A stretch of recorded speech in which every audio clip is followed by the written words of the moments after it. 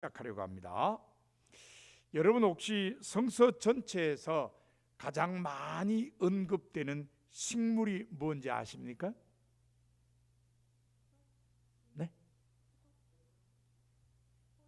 포도. 오, 설교 온 거 봤나 봐. 맞습니다. 포도입니다. 이 아가페 출판사의 성경 성구 대전에 의하면 포도라는 단어가 42회 사용되었습니다. 포도나무라는 단어도 61회 사용되었습니다. 우리가 흔히 무화과가 많이 등장하리라 생각하는데 무화과는 24회 그리고 무화과 나무는 37회 등장합니다. 이렇게 보면은 포도 쪽이 훨씬 더 빈도수가 높다 하는 걸 알게 됩니다. 근데 더 놀라운 게 있어요. 그게 뭐냐면 포도주라는 단어가 또 무지 많이 나온다는 거예요. 포도주라는 단어가 160회나 나오고 있습니다. 포도원이라는 단어도 110회나 사용되었습니다. 이래저래 이 포도와 관련된 단어들이 많이 언급되었음을 알 수 있습니다. 포도와 관련된 단어가 이렇게 많이 언급된 이유가 뭘까? 우리가 한번 추측해 보면은 포도 농사가 굉장히 일찍부터 시작됐다는 겁니다. 누구 때부터요? 이러시면 아니 되옵니다. 포도주 한 잔 드시고, 노아죠, 노아. 그러니까 이미 노아 때부터 포도 농사가 시작되었으니까 이건 뭐 포도 농사가 무척 오래됐기 때문에 포도라는 단어를 사람들이 많이 썼을 거다. 그리고 포도는 보통 평화를 상징할 때 많이 등장합니다. 그러니까 좋은 의미를 지닌 단어이기 때문에 자주 썼을 거고 또 비유에도 포도가 많이 등장합니다. 그래서 포도와 관련된 단어가 많이 언급되었다고 할 수 있습니다. 자, 두 번째 질문을 합니다. 그러면은 성서 전체에서 가장 많이 언급되는 동물은 뭘까요?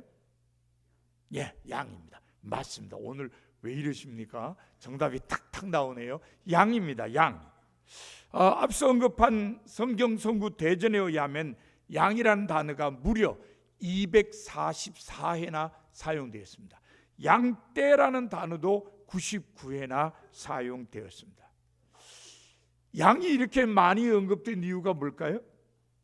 이것은 이스라엘 민족의 조상들이 일찍부터 양을 쳤기 때문이죠.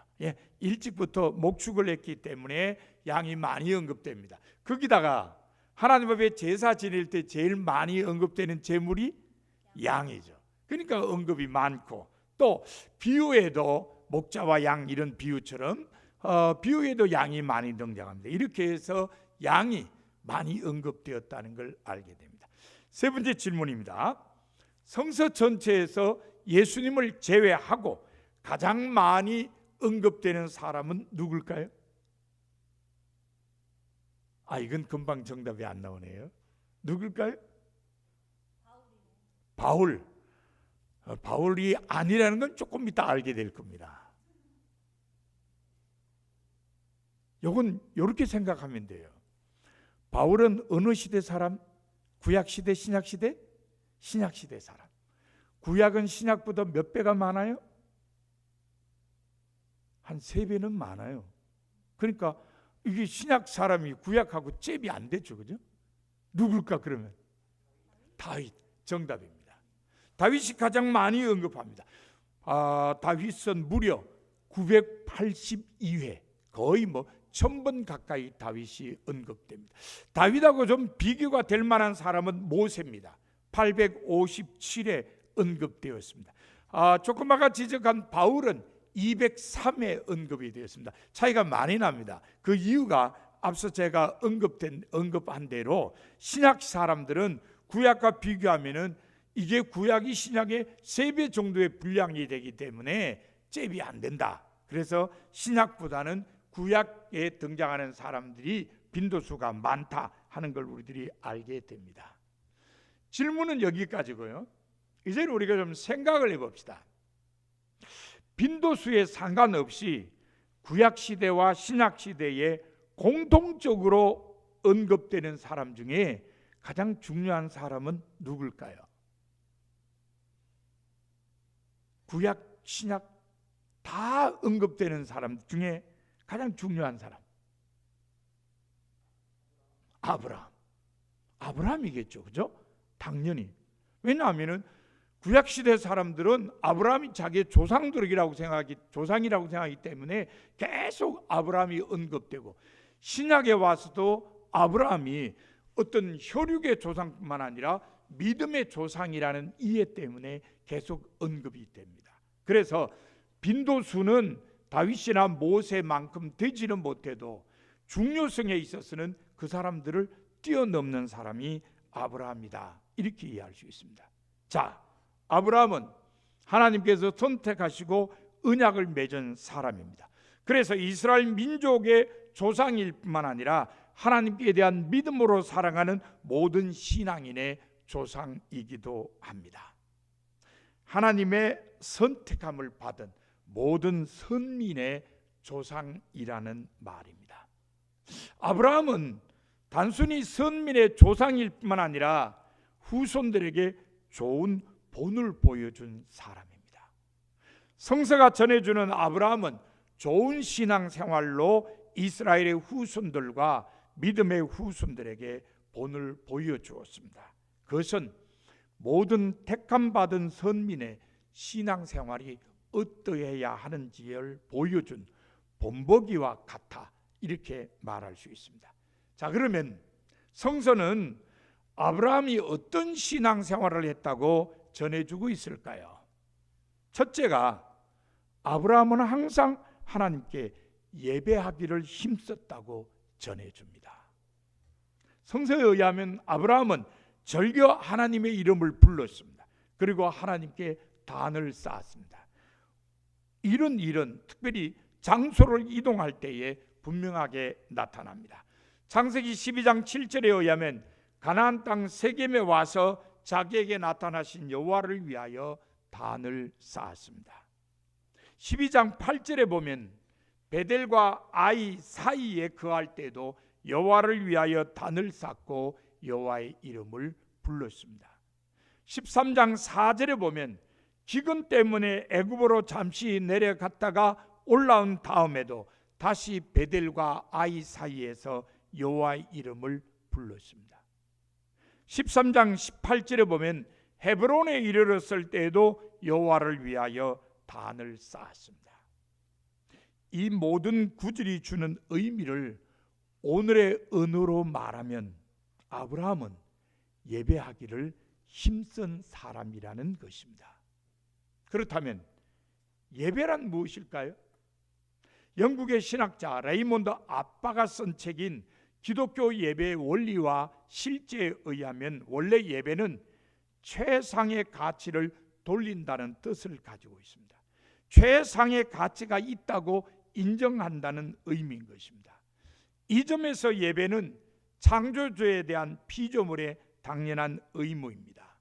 천지를 창조하신 하나님께 피조물인 인간이 최상의 가치를 돌리는 것이 예배이기 때문입니다. 그래서 하나님께서는 이스라엘 백성에게 절기 때가 되면 반드시 하나님께 얼굴을 보이라고 명령하심으로써 예배에 대한 관심을 일깨워 주셨습니다. 그런데 아브라함은 이런 하나님의 말씀이 있기 전에 이미 하나님께 예배하기를 힘쓴 사람이었습니다. 이 점에 있어서 좋은 신앙생활에 본을 보여준 사람이라고 할 수 있습니다. 우리가 가만히 보면은 모든 시대 사람들이 하나님께 예배하기를 힘쓴 것은 아니라는 걸 알게 됩니다. 미국 교회 변천 과정은 그 좋은 예입니다. 다른 모든 나라 교회와 마찬가지로 미국 교회도 시골에서 시작되었습니다. 그러나 도시가 형성되면서 사람이 도시로 몰리자 교회도 도시로 몰리기 시작했습니다. 대교회가 도시 한복판에 세워지기 시작했습니다. 하지만 시간이 지나자 사람들은 복잡한 도심에서 벗어난 전원 생활을 꿈꾸며 도시 변두리로 이동하기 시작했습니다. 그러자 교회도 도시 변두리로 이동했습니다. 도시 변두리에 가서 교회를 세웠습니다. 그 중에 몇몇 교회는 초대형 교회로 성장했습니다. 하지만 모든 교회가 다 성장한 것은 아닙니다. 소수의 교회는 대형 교회로 성장했지만 다수의 교회는 성장에 실패한 나머지 매각되는 아픔을 겪고 있습니다. 왜 교회가 매각되는 아픔을 겪게 될까요? 이유는 하나죠.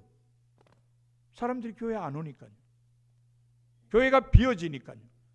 그래서 은행 대출금을 갚지 못하니까 교회가 매각되는 것입니다. 왜 사람들이 비나? 예배에 대한 열정이 식어지기 때문이라는 거예요. 사람들이 예배에 대한 열정이 식어지니까 예배에 참석하지를 않고, 그래서 교회 출석하는 사람들의 숫자가 적으니까 교회 재정도 적자를 면치 못해서 교회가 매각된다는 겁니다. 이게 미국의 현실입니다. 우리는 괜찮을까요? 우리도 경각심을 가져야 됩니다. 우리나라라고 예외겠어요? 예배에 대한 열정을 잃어버리면 언제든지 미국 교회와 같이 될 수 있다는 겁니다. 요한복음 4장 23절에 보면 예수님께서 사마리아의 수가라는 마을에 있는 야곱의 우물가에서 한 여인과 대화를 나누면서 이런 말씀을 하셨습니다. 아버지께서는 자기에게 이렇게 예배하는 자들을 찾으시느라. 하나님이 찾으시는 사람이 누구라고요? 하나님께 예배하는 사람들이라는 겁니다. 하나님께서 예배하는 사람들을 찾으신다면 하나님의 백성된 사람들은 당연히 예배하기를 힘써야 합니다. 그런데 아브라함은 그것을 우리 모두에게 본으로 보여 주었습니다. 자, 아브라함에 대해 성서가 전해지는 두 번째 것은 아브라함이 항상 하나님 말씀에 순종하는 신앙생활을 했다는 겁니다. 성서에 의하면 아브라함은 하나님께서 무엇을 요구하시든지 또는 어떤 명령을 내리시든지 절교 순종했습니다. 창세기 12장 4절에 의하면 하나님께서 아브라함에게 너는 너의 고향과 친척과 아버지의 집을 떠나 내가 네게 보여줄 땅으로 가라고 말씀하셨습니다. 그때 아브라함의 나이가 몇 살이었다고요? 75살이었습니다. 그런데 아브라함은 어디로 가야 되는지 모르지만 하나님께서 명령하시니까 하나님의 명령을 따라 길을 떠났습니다. 그래서 어디로 갔어요? 가나안에 이주하게 되었습니다. 창세기 17장 23절에 보면 하나님께서 아브라함에게 너희는 포피를 베어라 그랬어요. 포피를 베라는 게 무슨 얘기죠? 할례를 행하라는 겁니다. 이 여성들은 잘 모르겠습니다만은 아이들 이렇게 고추 껍질을 앞으로 당겨서 이렇게 잘라 놓는 거예요. 고추 껍질을 벗기는 겁니다. 왜 그러냐? 애굽 사람들은 그게 위생에 좋다고 생각했어요. 그렇게 고추 껍질을 이제 잘라 놓으면은 고추가 위생적으로 깨끗하다 이렇게 생각을 했어요. 근데 하나님께서 할례를 행하라, 포피를 베어라 이렇게 말씀하신 것은 다른 데 이유가 있어요. 하나님의 언약의 백성이라고 하는 표징을 삼으라고 포피를 베어라 그랬습니다. 근데 하나님께서 이 명령을 하셨을 때 아브라함의 나이가 몇 살이었을까요? 99살이었어요. 아니 99살 노인네가 뭘 그렇게 포경 수술을 하고 이래야 됩니까? 그런데 아브라함은 한마디 토를 달지 않았어요. 하나님께서 포피를 베어라 그렇게 말씀하신 그날에 자기와 집안에 있는 모든 남자들이 다 포피를 베었습니다. 포경 수술한 거예요. 그 당시 뭐 요즘 병원처럼 뭐 칼 가지고 합니까? 돌 가지고 하죠. 돌로 잘라버리죠. 그러면 한 일주일 동안은 그냥 들어 누워 있는 거예요. 이게 얼마나 심각한 고통인지 야곱의 딸 디나가 세겜 성의 주장 아들에게 강간을 당했을 때에 야곱의 아들들이 그 사람들이 결혼해 달라고 요청하니까 너희들이 우리와 결혼하려면은 너희들 다 할례를 행해야 된다. 그러니까 추장 아들이 디나하고 결혼하고 싶어가지고 사람들을 설득해서 모든 남자들이 다 할례를 받은 거예요. 아파 죽겠다고 뒹구리는 그 순간에 야곱의 아들들이 가서 남자들 다 죽인 거예요. 그만큼 고통스러운 일이에요.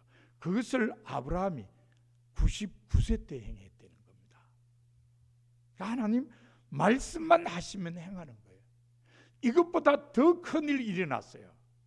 창세기 22장에 보면 하나님께서 아브라함에게 네 아들 이삭을 모리아에 있는 산 위에 올라가서 번제로 바치라 그랬습니다. 이삭이 누굽니까? 아브라함이 100세에 얻은 아들이에요. 여러분 100세에 얻은 아들 이러면 우리는 이게 가능한 일인가 생각하시는데 최근에는 90살 넘어서 자녀 낳는 남자들이 가끔 나와요, 신문에. 제가 오려놨어요. 이제는 90 넘어서 애기 낳는구나. 그러니까 아브라함이 100세에 애 낳았다는 게 이제는 이상한 일도 아니구나 하는 생각을 갖게 됩니다만, 어쨌든 100세에 아들 낳았는데 그 아들을 번제로 바치라는 거예요. 하나님께서 아브라함이 정말 하나님을 경외하는지 테스트하려고 그 말씀을 주셨어요. 그런데 아브라함은 하나님 말씀에 순종했습니다. 어떻게 알 수 있느냐? 아브라함은 이삭을 데리고 하나님께서 지시한 장소인 모리아 땅 산에 올라가요. 거기서 제단을 쌓고 제단 위에 장작을 버려놓은 다음에 이삭을 묶어서 제단 장작 위에 올려놓습니다. 그리고 손에 칼을 들고서 이삭을 잡으려고 했어요. 만일 하나님의 사자가 멈추게 하지 않았다면 이삭은 꼼짝없이 번제물로 불살라질 뻔했습니다. 이삭은 죽지 않았어요. 하나님의 사자가 말렸으니까. 하지만 아브라함은 하나님의 명령에 순종했습니다. 아브라함은 순종했어요. 하나님의 사자가 멈추게 해서 이삭이 살았지만 아브라함은 순종한 겁니다. 그렇게 해서 아브라함은 하나님을 경외하는 사람으로 인정받았습니다. 이 모든 구절을 통해서 우리가 알 수 있는 것은 아브라함은 하나님 말씀에 절대적으로 순종한 사람이었다는 것입니다. 순종은 창조주 하나님의 말씀에 대한 피조물의 당연한 자세입니다. 그래서 사무엘상 15장 22절에 보면 선지자 사무엘은 순종이 뭐보다 낫다고요? 제사보다 낫다고 했습니다. 그렇지만 둘 다 하면 더 좋죠, 그죠? 제사도 드리고 또 말씀에 순종하면 더 좋지 않습니까? 자, 제사가 뭡니까? 예배죠. 예배도 드리고 하나님 말씀에도 순종한다면 이보다 더 좋은 일은 없습니다. 바로 이 점에서 아브라함이 위대하다는 겁니다. 하나님께 절겨 예배하기를 힘썼고 뿐만 아니라 하나님 말씀에도 절대적으로 순종했다는 겁니다. 그래서 좋은 신앙생활의 본을 보여준 사람이라고 하는 겁니다. 사실 모든 사람이 아브라함처럼 이렇게 하나님 말씀에 순종한 것은 아니었어요. 성서에 나타난 예를 한 사람 들어볼까요? 바로 롯의 아내입니다. 자, 창세기 19장 26절에 보면은 하나님께서 소돔 고모라를 유황불로 명하실 때 천사들을 통해서 롯과 그 가족들을 성 밖으로 이끌어내셨습니다.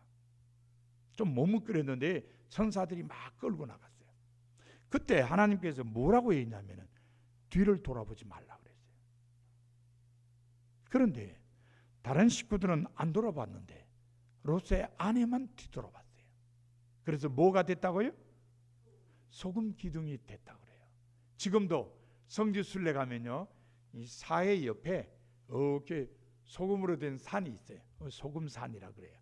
그러니까 우리처럼 소금을 바다에서 얻는 게 아니고 거기 사람들은 산에서 소금을 캐요. 산에서 소금 캐는 나라가 몇 나라 있어요. 저 폴란드에 가도 있고요, 저 파키스탄에 가도 있어요. 산에서 소금을 캐요. 왜 그럴까요? 거기가 옛날에 바다였기 때문에. 옛날엔 거기가 바다였는데 융기가 되어서 지금은 육지가 된 것이죠. 자, 어쨌든 이 소금산에 보면은 상당히 큰 이 돌, 우리나라 사람들이 이 이름 붙인다 그러면 뭐 선돌 뭐 이렇게 붙일 거예요. 바위가 이렇게 서 있어요. 근데 멀리서 보면 꼭 사람 같아. 위에 이렇게 조그만 거, 밑에는 큰 거. 그래서 사람처럼 보여요. 그래서 가이드가 그래.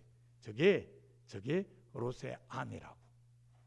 그래서 롯의 아내는 성지 순례객이 이스라엘에 가는 한 계속해서 입에 오르내릴 수밖에 없어요. 좋은 거 아니죠? 가이드가 그럴 거 아니에요. 왜 롯의 아내가 저렇게 소금 기둥이 되었느냐? 하나님 말씀 안 듣고 뒤를 돌아봤기 때문이다. 이렇게 얘기하는 거죠. 자, 그럼 여러분 한번 추측해 봅시다. 롯의 아내가 왜 뒤를 돌아다 보았을까요? 궁금했을까요? 아니면은 두고 온 재산이 아까웠을까요? 이유는 우리가 잘 모르죠. 그냥 우리가 추측할 따름입니다. 하나 분명한 건 뭐예요? 하나님 말씀을 듣지 않았다는 거죠. 하나님 말씀에 순종하지 않았다는 겁니다. 하나님이 뒤를 돌아보지 말라고 그랬는데 롯의 아내는 하나님 말씀을 어기고 뒤를 돌아봤기 때문에 소금 기둥이 되고 말았다는 겁니다. 이 점에서 우리도 경각심을 가져야 됩니다. 하나님 말씀에 순종하지 않으면 언제든지 롯의 아내와 같이 될 수 있다는 것 잊지 말아야 합니다. 누가복음 11장 27절과 28절에 보면요, 예수님께서 사람들에게 말씀을 하고 계실 때 한 여인이 목소리를 높여서 이렇게 말했어요. 당신을 뵌 태와 당신을 먹인 젖이 복이 있나이다. 그랬더니 예수님께서 그 여인을 비롯해서 둘러있는 사람들에게 이렇게 말씀하셨어요. 오히려 하나님의 말씀을 듣고 지키는 자가 복이 있느니라. 예수님이 하고 싶고자 하는 말씀은 하나님의 말씀을 듣는 대로 지켜 행해라. 그런 사람이 복이 있다는 것입니다.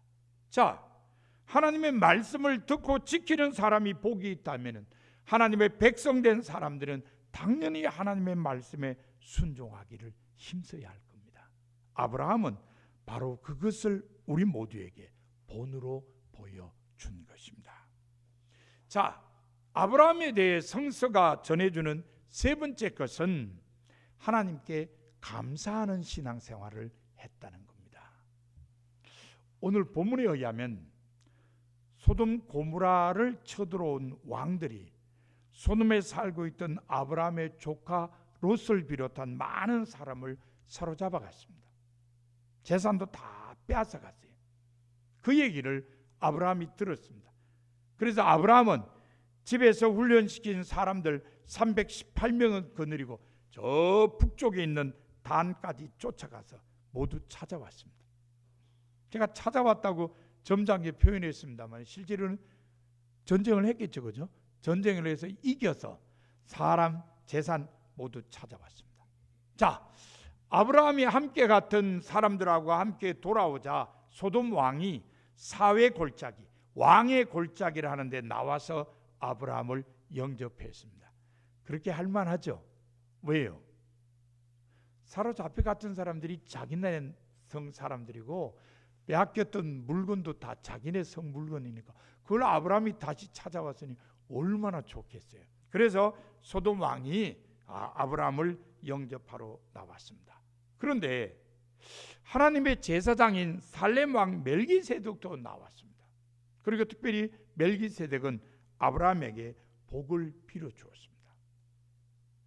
그러니까 아브라함이 자기가 얻은 것에서 10분의 1을 멜기세덱에게 주었습니다. 소득의 10분의 1을 하나님의 제사장에게 드린 것입니다. 아브라함이 왜 소득의 10분의 1을 제사장에게 드렸을까요? 그 이유는 하나님께 감사하는 마음 때문이죠. 자, 싸움에서 이겼습니다. 자기가 살아났어요. 조카를 비롯해서 사로잡혀간 사람들 모두 찾아왔어요. 빼앗겼던 재산도 도로 가져왔어요. 모두 다 하나님께서 함께 하심으로 인해 가능한 일이었습니다. 그래서 아브라함은 감사로 소득의 10분의 1을 드린 것입니다. 그러므로 우리가 본문을 통해 알 수 있는 것은 아브라함은 하나님의 함께 하심에 대해서 감사한 사람이었다는 것입니다. 감사는 하나님의 사랑에 대한 인간의 응답입니다. 그래서 성서가 가르치는 중요한 것 중에 하나가 우리가 가진 것과 우리가 얻은 모든 것이 하나님의 은혜로 주어지는 것임을 깨닫고 감사해야 한다는 것입니다. 그러므로 감사의 마음으로 봉헌하는 것은 신앙인의 당연한 자세라고 할 수 있습니다. 바로 이런 점에서 소득의 10분의 1을 예물로 드린 아브라함은 좋은 신앙생활에 본을 보여주었다고 할 수 있습니다. 하지만 모든 사람이 아브라함처럼 하나님께 감사하며 봉헌하는 것은 아닙니다. 예수님께서는 어리석은 부자 비유를 통해 이 사실을 깨우쳐 주셨습니다. 누가복음 12장에 기록되어 있는 어리석은 부자 비유에는 밭에서 많은 소출을 거둔 한 부자가 등장합니다. 그런데 이 부자는 밭에서 많은 소출을 거두었음에도 불구하고 하나님에 대해서도 이웃에 대해서도 전혀 감사할 줄 모릅니다. 사실 여러분 지금도 마찬가지입니다만 농사만큼 하나님의 은혜와 이웃의 도움이 필요한 일이 없죠. 왜 그렇습니까? 자, 우선 제때 비가 와야 되잖아요. 제때 비가 와야 됩니다. 우리나라에서 지난 몇 월이었죠? 한번 인공 강우 이거 실험한다고 저 서해 바다에 가가지고 이 하늘에서 뭘 뿌렸어요. 그래서 구름이 비로 내리게 하려고 실패했죠, 그죠? 예, 한번 해가지고 실패해서 다시는 안 하고 있습니다. 그러니까 오늘날처럼 이렇게 과학이 발달된 시대에도 비는 인간 마음대로 잘 못해요. 그러니 예수님 당신은 오죽했겠어요? 비 안 오면 그냥 하늘만 쳐다봐야 되지 않습니까? 우리나라 조선시대 기우제 많이 드린 것 잘 알지 않습니까? 그러니 제때 비가 오고 제때 강렬한 태양빛이 있어서 곡식이 자랐다. 하나님께 감사해야죠. 이웃의 도움도 필요합니다. 요즘도 우리나라 사람들 기계가 못 들어가는 데는 모내기 할 때 어떻게 하죠? 사람들이 좀 쫙 한 줄로 서가지고 못줄 잡고서 합니다. 여러분 저도 한때는 못줄 잡아봤어요. 전도사 시절에 제가 목회하던 성은리에 사람들이 품앗이로 이제 돌아가면서 오늘은 이 집 내일은 저 집 이렇게 모내기를 하는데 제가 가서 다 같이 서가지고 못줄에 이렇게 표시 있잖아요. 그 표시에 맞춰서 이렇게 꼽았죠. 근데 한참 가다 보니까 사람들이 저를 보고 전도사님 저 못줄을 잡으세요. 웬 그런가 보니까 세상에 제가 심어놓은 게 둥둥 떠요. 왜 다른 사람이 심은 거는 안 뜨는데 제가 심은 건 그렇게 뜰까요? 그러니까 사람들이 전사님은 못줄 잡으세요. 그래서 제가 나가서 그 다음부터는 못줄을 잡았습니다. 어쨌든 사람들이 모내기를 할 때는 모든 사람이 와야 돼요. 그 동네 사람들이 다 와서 한 줄로 쫙 서가지고 모내기를 해야 돼요. 농사는 그렇게 사람들이 협력해서 짓는 거예요. 그러니까 소출이 풍성하다. 그러면 하나님의 은혜에 대해서도 감사해야 되고 이웃의 도움에 대해서도 감사해야 됩니다. 그런데 비유 속의 부자는 그런 생각 전혀 없어요. 오직 생각이 하나에 뭐에? 창고 더 크게 짓고 창고에다가 곡식을 가득가득 쌓아놓고 그리고는 그냥 배 두들기면서 잘 먹고 잘 살자 그거밖에 없어요. 그런데 비유 속에 하나님 뭐라고 말씀하신지 아세요? 어리석은 자여 오늘 밤에 내 영혼을 도로 찾으리니 그러면 네 준비한 것이 누구의 것이 되겠느냐? 네가 아무리 곡식을 쌓아놓고 그것 가지고 잘 먹고 잘 살자 이런다 하더라도 하나님이 너를 불러가면 그거 네가 쌓아놓은 거 다 누구 돼? 자, 이 점에서 우리도 경각심을 가져야 돼요. 우리도 감사를 잃어버리면 어떤 상황에서도 하나님께 봉헌할 줄 모르며 이웃에게 나누어 줄 모르게 된다는 것 잊어서는 안 됩니다. 누가복음 17장에 보면요, 예수님께서 예루살렘으로 가시는 길에 사마리아와 갈릴리 사이로 지나가셨는데 그곳에서 10명의 나병 환자를 만나 고쳐주셨습니다. 이 사람들이 예수님한테 막 소리를 높여서 예수 선생이여 우리를 불쌍히 여기소서 했습니다. 나병 환자들은 정상인들에게 가까이 가면 안 돼요. 그러니까 멀리 떨어져서 고함을 친 거예요. 예수님께서 그들을 보시고 말씀하셨습니다. 가서 제사장들에게 너희 몸을 보이라. 그래서 그 사람들이 모두 제사장에 갔어요. 가다 보니까 다 깨끗해졌습니다. 한 명, 두 명이 아니고 10명이 다 깨끗해졌습니다. 그런데 그들 가운데 오직 한 사람이 자기 병이 나은 걸 알고 큰 소리로 하나님께 영광 돌리며 되돌아왔습니다. 그리고 예수님의 발 앞에 엎드려서 감사를 드렸습니다. 예수님께서는 함께 오지 않은 9 사람들 안타깝게 여겼어요. 그 9은 어디 있느냐 이렇게 말씀하셨어요. 그러면서 그 되돌아온 사람에게 가라 내 믿음이 너를 구원하였느니라고 하셨습니다. 우리는 예수님의 이 말씀에 귀를 기울여야 됩니다. 내 믿음이 너를 구원하였느니라는 말을 들은 사람은 뭐한 사람이었어요? 감사한 사람이었습니다. 구원받을 만한 믿음을 소유한다는 것은 그만큼 하나님의 은혜를 깨닫고 감사한다는 의미라는 걸 우리에게 말해줍니다.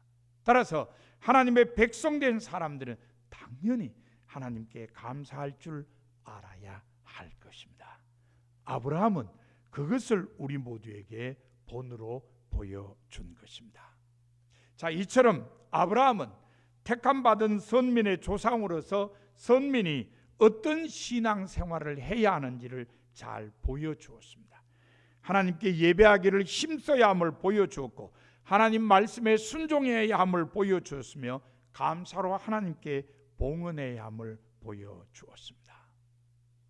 사랑하는 성도 여러분, 여러분의 신앙생활은 어떻습니까?